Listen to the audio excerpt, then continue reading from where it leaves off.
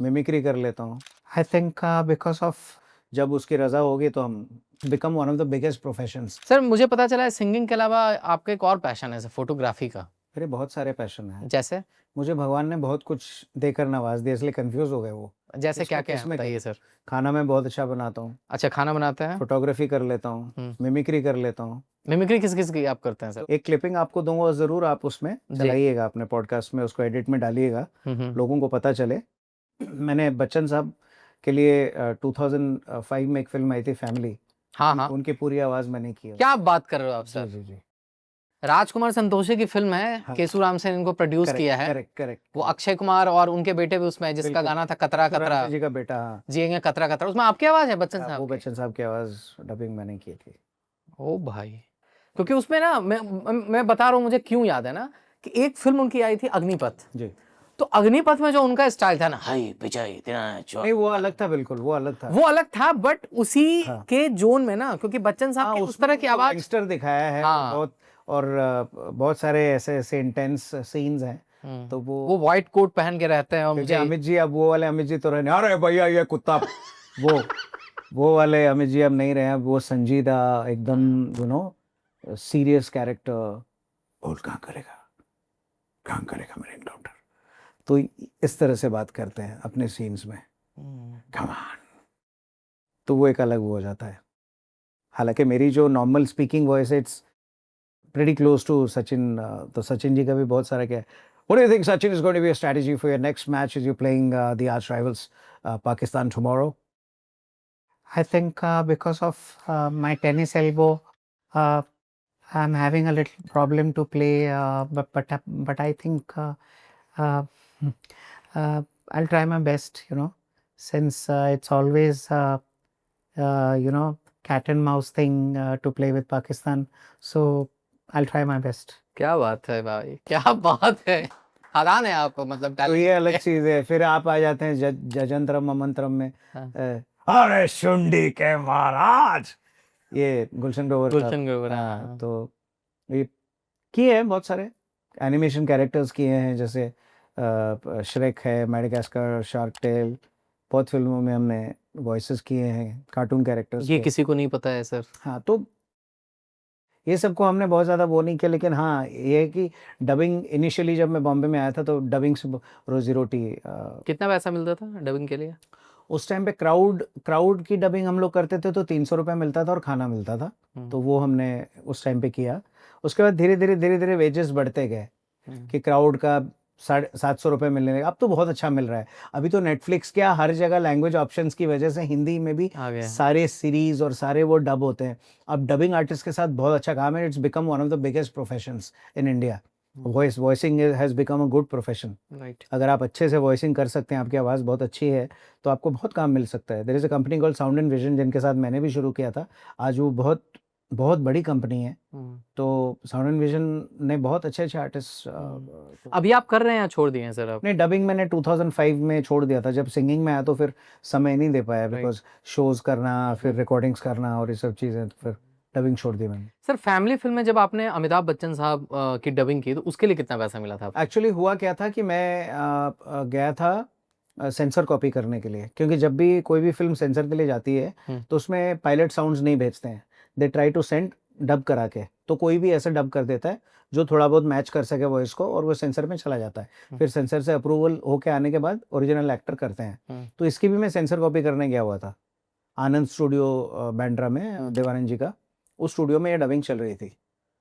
तो जब मैंने करना शुरू किया डबिंग, तो उनको बहुत अच्छा लगा। उनको लगा यार ये तो बिल्कुल वैसे ही साउंड कर रहा है। तो डॉल्बी में एक लड़का था उस टाइम पे, लेस्ली। तो लेस्ली को बोला कि Leslie, can you this is sir's voice, can you do that, उसको कर सकते हो क्या? तो इसे क्या, this is sir's voice only ना। कहते no no, there is a guy called Krishna who is doing it. कहता हो ही नहीं सकता, है तो लगी उनकी आवाज रही है। तो कहते नहीं नहीं, I just want to see is he doing right now. कहता हाँ, तो कम एंड सी। वो आके देखा तो अरे यार एकदम मैच कैसे कर रहा है ये बंदा।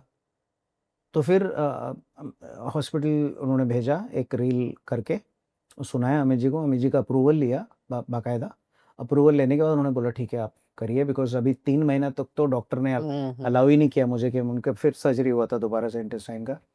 तो फिर को अभी 3 महीने तो अभी 3-4 महीने तो नहीं डब कर पाएंगे, तो अभी इनको तो बेटे को लॉन्च कर रहे थे केशुराम से, तो फिल्म इनके लिए बहुत इंपॉर्टेंट थी, तो उन्होंने कहा चलो ठीक है, अगर कुछ लगता है तो आप, अगर ये इतना क्लोज है तो। आर्यमान नाम था शायद बेटे का। करेक्ट। तो फिर इसको इनसे करा लीजिए, तो अभी अच्छा सर, अब हम लोग इस पॉडकास्ट को ख़त्म करते हैं, लेकिन मैं आपको जैसे ऑफ कैमरा भी बता रहा था कि आप सर उड़ीसा गए हैं जी। और मैंने वहाँ पे 4 साल पढ़ाई की है। और मुझे याद है कि जब 2014 में मैं कॉलेज से पास आउट कर रहा था, तो एक गाना था ना, वो बहुत फेमस हुआ। बाद में उस गाने को आपने भी गाया। वो गाना था रंगबती। मैं चाहता हूँ जाते जाते उसका 2-3 लाइन तो मैं आपसे सब सुनना चाहूँगा, फिर हम लोग इसको रैप करते हैं सर। ठीक है। हो रंगबती ओ रंगबती, हो रंगबती ओ रंगबती, हाय रंगबती रंगबती कनकलता, हसी पदे कहलो कथा, ओ लाजे लाजे गो लाजे लाजे, हो लाजे लाजे गो लाजे लाजे, हाय लाजे लाजे लई जाउचे मथा गो, नाई करो था। क्या बात है सर, क्या बात है सर। Thank you. अभी सर कुछ देर पहले हम लोग जिक्र कर रहे थे आपके गाने का, मैं जहाँ रहूं, कि किस तरह से ये गाना आपने भी गाया था, लेकिन लोगों को पता ही नहीं था कि इसमें आपकी भी आवाज़ है। एक और गाना है, बहुत फेमस गाना है, और शायद मेरे को लगता है कम लोगों को पता है कि उसमें भी आपकी आवाज़ है। वो है आशिक बनाया आपने का आपकी कशिश सरफरोश है। लोगों को लगता है हिमेश ने गाया है, जबकि आपने भी गाया वो गाना। उस गाने में कंट्रोवर्सी हो गया था कि मैं गया था, ये गाना रिलीज पे हुआ, आया, और मैं गया था गोवा फिल्म फेस्टिवल के लिए, और वहाँ पर मीडिया ने जनरली जैसे होता है पूछा कि सर आपके और कौन कौन से गाने आ रहे हैं, तो मैंने कहा कि आशिक बनाया आपने just released, and the song आपकी कशिश सरफरोश है, वो आया है। तो देन सडनली अब मीडिया वालों को क्या है कि बाल की खाल निकालते हैं, तो उनको लगा कि यार, कहते ये तो हिमेश जी ने नहीं गाया, हिमेश जी का गाना नहीं है। मैंने कहा उनका गाना उन्होंने कंपोज किया है ना, और गाया भी है, बिकॉज में सोनू सूद और इमरान हाशमी थे। इमरान हाशमी और सोनू सूद 2 जन हैं, तो 2 मेल हैं और 1 फीमेल है। अहिर की आवाज़ से उसमें एक लाइन आता था, जाना ये मैंने जाना है ना, तू मेरा दीवाना, वो वाला जो पार्ट था। तो इन्होंने क्या करा, मैं गोवा से पहुंचा हूँ यहाँ तक प्लेन में, घर पहुंचा हूँ, रात को 11:30 बजे हिमेश जी का कॉल आ गया, कहता है हर जगह मीडिया में चल रहा है यार, तुमने बोला है कि, अच्छा इन्होंने क्या करा, मीडिया ने घुमा दी बात को कि भैया एक्सप्लॉइट किया नए सिंगर को हिमेश जी ने, उसको क्रेडिट नहीं दिया, ये नहीं दिया, वो नहीं दिया। मैंने कहा ऐसा कुछ नहीं बोला सर, मैंने सिर्फ इतना कहा था कि मेरा गाना है, मैंने अभी नया रिलीज़ हो रहा है, मैंने ये गाया है, तो उसको उन्होंने तोड़ मरोड़ के किया। तो फिर उनको लगा कि हाँ यार, हो सकता है, ऐसा मीडिया का काम ही है, करते रहते हैं ये लोग ना, थोड़ा सनसनी के लिए, या फिर कह सकते हैं मसालेदार बनाने के लिए उस चीज़ को लोग करते रहते हैं, तो किया ही है। तो वो जैसे आप समझ रहे, 2 आवाजें हैं उसमें, है ना, आपकी कशिश सरफरोश है, आपका नशा यूं मदहोश है, क्या कहे तुमसे जाने जान, गुम हुआ होश है। ये एक आवाज है। दूसरी आवाज है, तेरी अदाओं का जादू जो चल गया, दीवाना मैं हुआ दिल, वो उनका अलग टेक्सचर है जी। तो इतनी डिफरेंशिएशन जो है सुनने वालों को खुद करना चाहिए कि हाँ यार, there are 2 voices in the song. लोग क्यों नहीं कर पाते हैं। उस टाइम क्या होता है, हिमेश जी का एकदम गोल्डन एरा शुरू हो गया था उस गाने से। आशिक बनाया का टाइटल ट्रैक था, बिल्कुल। उसके बाद मतलब एज अ सिंगर ही just flourish like anything. So तो थोड़ा मीडिया को लगा कि हाँ यार चलो मसाला बना दिया जाए और ये, लेकिन फिर क्या हुआ हमारे बीच में, फिर दोबारा से सुलह हो गई, और उन्होंने मैं समझा क्योंकि मैं ऐसा इंसान नहीं हूँ, मैं ना किसी का क्रेडिट का वो नहीं करता, ना फेम पाने के लिए। अगर ऐसा होता तो मेरा चेहरा बहुत जाना पहचाना होता। मेरे गाने बहुत फेमस है, मुझे कोई जानता नहीं है, तो मैंने तो आड़े टेढ़े किसी लड़की को किस भी नहीं किया जाके कि थोड़ा फेमस हो जाओ, है ना। तो जैसा चल रहा है वैसा चल रहा है, मालिक की तो कृपा है। जब उसकी रज़ा होगी तो हम बाय फेस भी पहचाने जाएंगे, तो कोई ऐसी दिक्कत नहीं है। लेकिन क्या है कि इस तरह से जब हमारा एक बार हुआ, बातचीत हो गई, सब सुलह हो गया, तो उसके बाद फिर वो मेरा गाना रिलीज़ हुआ, नमस्ते लंदन आई, मैं जहाँ रहूँ, देन वेलकम आया, वेलकम का गाना था इंशाल्लाह। इंशाअल्लाह, वो वाला गाना, वो भी काफ़ी पॉपुलर हुआ। तो सोलो गाया था इंशाल्लाह? नहीं, इंशाअल्लाह में 3-4 सिंगर्स थे। 3-4 सिंगर्स थे। मैंने नाना पाटेकर जी वाला पार्ट गाया था। वो वाला जो मीम में बहुत चलता है वो वाला। करेक्ट, हाँ। तो फिर उसमें अनिल कपूर जी थे, नाना पाटेकर जी थे, आई थिंक 1-2 लोग और भी थे। अक्षय कुमार, अक्षय परेश कुमार, रावल, या हाँ। इंशाल्लाह। तो हुँ। तो यही है, बहुत इंटरेस्टिंग चीज़ें जुड़ी हुई हैं ज़िंदगी में। आप इतने वर्सेटाइल सिंगर हैं, आपने इतने आइकॉनिक गाने गाए हैं।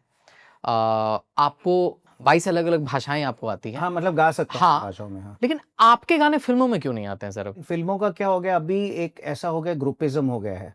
अच्छा, चलती है आपको म्यूज़िक उस इंडस्ट्री में? हाँ, आपको उस ग्रुप में रहना पड़ेगा और उन्हीं की महफ़िलों में रहना पड़ेगा, उनकी महफ़िलों में नज़र आना पड़ेगा। जब-जब वो बुलाएँ, उन महफ़िलों में जाके हाज़िर होना पड़ेगा, तब जाके आपका नंबर लग सकता है। तो ये भी एक बहुत ज़रूरी चीज़ है। इसी को नेटवर्किंग बोलते हैं ना आप। हुँ। इसमें कोई बुराई नहीं है। कल को अगर किसी बड़े आर्टिस्ट के यहाँ पर गणपति का गणपति उत्सव में अगर कोई इस तरह से हो रहा है, घर में अनुष्ठान रखा गया है, उसमें जो-जो सिंगर को बुलाएँगे, पूरे ग्रुप को बुलाते हैं वो लोग, जो इनके ग्रुप के लोग हैं। आपस में जाते हैं, मिलते हैं, वो लोग पूजा-वूजा करते हैं और घर पे महफ़िल भी सजती है। अगर उसी महफ़िल में मुझे कभी बुलाएगा तो मैं भी जाऊँगा और मैं रेगुलरली जाना शुरू कर दूँ, तो फिर टच में आ जाता है इंसान कि हाँ यार, चलो-चलो इनसे भी गाना करा देते हैं, दिक्कत पता है क्या, I am very shy person. Okay. मैं सिर्फ़ कैमरा और माइक के आगे खुलता हूँ। वैसे नॉर्मली बड़ा शाई इंसान हूँ। मैं होली-दिवाली पे तो चलो विश कर दूँगा, मुझे किसी को कॉल कर के बार-बार कहना कि सर मुझे काम दीजिए, तो मुझे अच्छा ही नहीं लगता कि किसी की प्राइवेसी पे क्यों अननेसेसरी ना आप हुँ। परेशानी करो और वो हो। और मैं बिलीव एक ही चीज़ पे करता हूँ, वो उस ऊपर वाले पे, कि जिस दिन जो मेरे नसीब में होगा गाना, वो मेरे पास चल के आएगा। मैं चाहे कुछ भी करूँ। आया ना, ठुकरा के मेरा प्यार ऐसे ही आया था। कलीम भाई ने कॉल किया, आओ गाओ, गाना 4 दिन पहले, भाई साहब अगर किस्मत अच्छी चल रही हो ना, फ़िल्म रिलीज़ के 4 दिन पहले भी आपका गाना आ सकता है। बिल्कुल। नहीं तो आप 40 दिन पहले भी गाना गाओ तो किसी और की आवाज़ में डब हो जाएगा, ऐसा भी होता है। तो सब नसीब का खेल है। मैं तो कहता हूँ इस इंडस्ट्री में काम करना है तो सबसे पहले ये देखो तुम्हारा नसीब बहुत अच्छा होना चाहिए। देख ही रहो ना, हंस चुगेगा दाना कौवा का, मोती खाए। कौवा मोती खा ही रहे हैं कौवे लोग मोती। लास्ट तक रुके हो, मतलब क्लिप आपको इंटरेस्टिंग लगी, तो subscribe to Digital Commentary clips. और फुल पॉडकास्ट तो इससे भी ज़्यादा इंटरेस्टिंग है, जिसका लिंक आपको डिस्क्रिप्शन बॉक्स में मिल जाएगा।